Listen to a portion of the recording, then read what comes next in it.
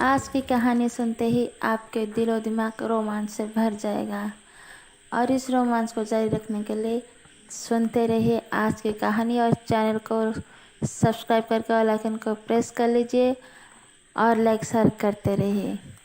दोस्तों, आज की ये कहानी शुरू होती है रोहित और रीमा से, जो कि दोनों एक मध्यम वर्ग के परिवार से हैं और दोनों भाई बहन हैं। रोहित की अभी अभी ग्रेजुएशन कंप्लीट हो चुकी थी और वो पिछले 2-3 सालों से कॉम्पिटिटिव एग्ज़ाम्स की तैयारी कर रहा था। और उसकी छोटी बहन रीमा, उसकी भी अभी अभी ही ग्रेजुएशन कंप्लीट हुई है और वो भी गवर्नमेंट जॉब की तैयारियां कर रही है। अब जैसे कि आपको पता है कि इंडियंस को नॉर्मली क्या चाहिए होता है, एक गवर्नमेंट जॉब मिल जाए, छोटा मोटा कुछ भी हो, बस गवर्नमेंट जॉब मिल जाए और लाइफ सेटल। अब दोनों भाई बहन को भी उसके माता पिता यही कहते थे और वो दोनों इसी की तैयारी में लग पड़े थे। रोहित एक बहुत ही हट्टा कट्टा नौजवान लड़का था, काफ़ी अच्छा शरीर उसका था, वो जिम भी करता था और मस्कुलर बॉडी और हैंडसम सा था। रीमा भी बहुत ही खूबसूरत, कमसिन सी, पतली कमर और क्यूट सी लड़की थी। अब जहाँ भी कोई इंटरव्यू होता था या फिर एग्ज़ाम होता था, दोनों भाई बहन साथ ही में जाते थे। अब एक दिन कुछ ऐसा हुआ जो उन दोनों की ज़िंदगी बिल्कुल बदल दी। जी हाँ दोस्तों, वो दिन था एक बारिश भरा दिन और बाहर की बारिश की ठंड और उन दोनों की बदन की आग, और बस उन दोनों ने सब कुछ भुला दिया। दरअसल बात थी उस दिन की जब वो दोनों अपने एक एग्ज़ाम के लिए घर से 30 किलोमीटर दूर गए थे, जहाँ कि उन दोनों का एग्ज़ाम सेंटर था।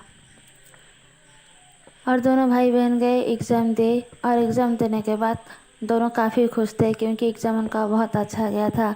और इस बारी उनको ये पक्का उम्मीद था कि इस बार तो उनको गवर्नमेंट जॉब लग ही जाएगी। अब खुशी के मारे दोनों भाई और बहन फूले नहीं समा रहे थे। और एग्ज़ाम से वापस लौटते वक्त रास्ते में बहुत ही भारी बारिश होने लगती है। और क्योंकि दोनों भाई बहन अपने एग्ज़ाम में बहुत खुश थे, इसलिए उन दोनों उस बारिश को एंजॉय करने लगे। और कहीं रुकने के बजाय तो सोचा चलो बारिश में भीगते हुए घर वापस चले जाते हैं और जल्द से जाकर घर पर ये खुशखबरी सुना देंगे कि एग्ज़ाम आज बहुत गया है और इस बारी हमारा नौकरी तो पक्का है। और सुनकर मम्मी पापा बहुत खुश हो जाएंगे। दोनों भाई बहन एग्ज़ाम सेंटर से निकलते ही जोरदार बारिश की बूंदें उनके ऊपर गिरने लगी और बारिश में दोनों की तन बदन बिल्कुल गीली हो गई थी। और रोहित ने सोचा अब गाड़ी को थोड़ा तेज़ भगाया जाए ताकि जल्द से जल्द हम घर पहुंच जाए। और गाड़ी को तेज़ भगाते हुए जब भी रास्ते में स्पीड ब्रेकर आता था तो रोहित को ब्रेक लगाना पड़ता था और रीमा उसके पीठ के ऊपर जा गिरती थी। और रोहित के तन बदन में आग से लगने लगती है। जब भी स्पीड ब्रेकर पर वो ब्रेक लगाता, रीमा उसकी पीठ पर आ गिरती और उसके तन बदन में बारिश के वक्त भी बाहर की बारिश से उसका गीला बदन और ऊपर से रीमा का उसके ऊपर गिर पड़ना, उसकी बदन की गर्मी बढ़ जाती है और बाहर की बारिश उसके सामने फीकी पड़ जाती है। और इधर रीमा को भी उसके पीठ पर लिपटना और अच्छा लगने लगा। उसकी भी बदन की गर्मी बढ़ती जा रही थी। उस दिन मौसम ही कुछ ऐसा था, दोनों भाई बहन बहुत ही खुश थे और सुहाना मौसम, बाहर से ऊपर से बरसती बारिश और अंदर से दोनों की बदन की आग। अब तो वो दोनों अपना रिश्ता नाता सब भुला चुके थे। और थोड़े दूर जाने के बाद बारिश और भी तेज़ होने लगती है और जितनी तेज़ बारिश, इनके बदन में उतनी तेज़ आग दौड़ने लगती है। रोहित को लगता है कि अब इतनी तेज़ बारिश में आगे ना जाएं और यहीं कहीं रुक जाएं। थोड़ी देर जाने के बाद उनको एक कुड़िया दिखती है और वो दोनों वहीं पर रुक जाते हैं।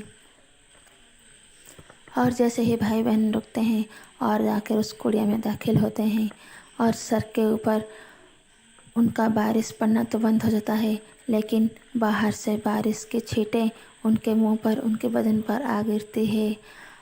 और बाहर की ज़ोर से इस बारी बिजलियाँ भी आने लगती है। एक बहुत ज़ोरों से बिजली आई और रीमा डर कर अपने भाई के बदन से झट से लपक पड़ी और उसको अपनी दोनों बाहों में जकड़ लिया। अब यहाँ रोहित बिल्कुल दंग रह गया था। वो खुद को काबू करे भी तो कैसे। इस हालत में कोई लड़की उसको अपनी बाहों में जकड़ रहा है। अब तो वो सब कुछ भूल गया था। अब वो दोनों एक दूसरे के लिए भाई बहन नहीं थे, सिर्फ मर्द और औरत बन गए थे, जो जिस्म की ज़रूरत बन गए थे। और बस रोहित ने भी ना आओ देखा ना ताओ, और उसने रीमा को भी अपनी बाहों में जकड़ लिया और उसको लगातार ज़ोरदार किस करता रहा। और रीमा भी आहोश में आकर उसका साथ देती रही। और फिर दोनों हद से आगे बढ़ गए और एक दूसरे में समा गए। उस मौसम में उन दोनों की बदन की आग इस हद तक जल रही थी कि वो दोनों अपना रिश्ता भी भूल गए थे कि वो दोनों एक दूसरे के भाई बहन हैं, और एक दूसरे में खो गए। एक दूसरे की तन बदन में लगी आग को बुझाने में लग गए। और ये सिलसिला ऐसे ही चलता रहा।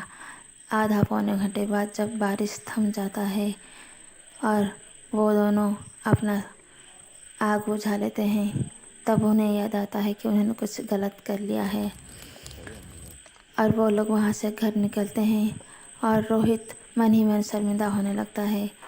और रीमा भी कहती है, भाई ये क्या हो गया, हमने ये क्या कर दिया, इतनी बड़ी गलती हमसे कैसे हो सकती है। और रोहित उसे समझाता है, कोई नहीं रीमा, जो हो गया सो हो गया। आज हम दोनों बहुत खुश थे और ऊपर से ये बारिश और ये मौसम, पता नहीं कैसे क्या हो गया। ना तुम अपनी होशो हवास में रही और ना ही मैं अपनी होशो हवास में था। अब जो भी हुआ सो हुआ। अब हम इस बात को भूल जाएंगे और अपनी ज़िंदगी में आगे बढ़ जाएंगे और इसके बारे में किसी को कुछ भी नहीं बताएंगे। और दोनों घर वापस आ जाते हैं और अपने अपने कमरे में जाकर सो जाते हैं। पर दोस्तों, उन्होंने तो ये वादा किया था एक दूसरे से कि इस बात को यहीं पर भूल जाएंगे। पर जब एक बार इन दोनों को वो मज़ा मिल चुका था, अब उन्हें बार बार उस मज़े की लत लगने लगी। और फिर बस वो दोनों मौके की तलाश करते रहते कि कब वो दोनों एक दूसरे को अकेले में मिले और अपनी जिस्मानी हवस को पूरी करें। अब इसमें कोई किसी के ऊपर कोई भी दबाव नहीं था। जो भी हो रहा था दोनों की रजामंदी से हो रहा था। एक दूसरे को ज़रूरतें पूरी करनी थी और एक दूसरे के साथ उनको मज़ा भी आ रहा था। और बस वो दोनों अपना ये नाजायज़ रिश्ते की सिलसिला ऐसे ही जारी रखे और आगे बढ़ते गए। और कुछ ही दिनों के बाद एग्ज़ाम्स के रिजल्ट्स आता है और उन दोनों की नौकरी लग जाती है और फिर दोनों अपनी अपनी जॉब में सेटल हो जाते हैं। फिर रोहित का भी शादी हो जाता है, वो अपनी लाइफ में खुश, और रीमा की भी शादी हो जाती है, वो अपनी लाइफ में खुश। तो दोस्तों, आपको क्या लगता है, अगर आपको कभी ऐसा मौका मिले तो आप क्या करेंगे? क्या सारे रिश्ते नातों को भुलाकर आप अपनी जिस्मानी हवस को पूरी करेंगे, या फिर अपने रिश्ते नाते की मर्यादा में रहकर, अपनी हद में रहकर इस सब से पीछे रहेंगे? कमेंट बॉक्स में ज़रूर बताइएगा। धन्यवाद।